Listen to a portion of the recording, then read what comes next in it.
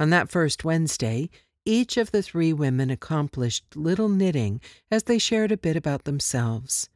Sarah was the type of woman you felt you had known for years, even though you had just met her.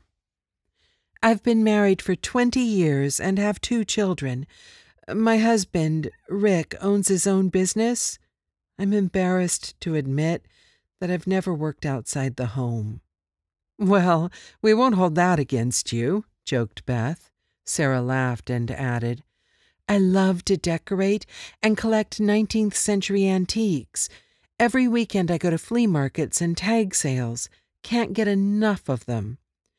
Rick never wanted me to work and said from the beginning he would provide everything I needed, and he's lived up to his word. I'm the oldest of 3 children and grew up in a small rural town where I met my husband. We got married before I was 20. "I think we have some things in common, Sarah. I grew up in a quiet little town, too. My first husband, Bill, grew up in the same town, and we married young as well," Caroline offered. "How many years have you been married, Caroline?" Beth asked. "Bill and I were married 23 years, but divorced when we became empty nesters. I've been married to my second husband, Steve, for 4 years. I can relate to 1 or 2 of the rural, small-town memories you spoke of, Sarah.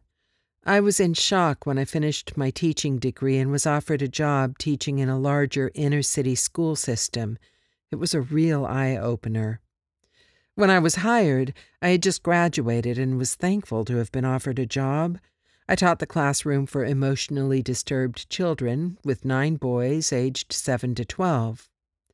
The school system was so large, these children had been taken out of the classrooms as they were unmanageable. It was unbelievable.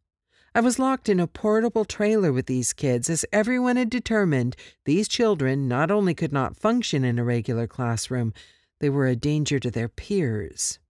It wasn't easy. They were tough kids, and by the end of the first day, I went home pretty beaten up. I had a bump on my forehead from being pushed into a column, a bruise on my right hip, and a cut on my left shin where I was kicked. When my husband, Bill, got home from work and saw me, with wide eyes, he said, "I think we should consider additional health insurance." Both Sarah and Beth were visibly curious. "Caroline, you can't leave us hanging. What happened in that classroom?" "Oh, it was a struggle, and it took me some time to figure it all out. But by Christmas, I had it all under control.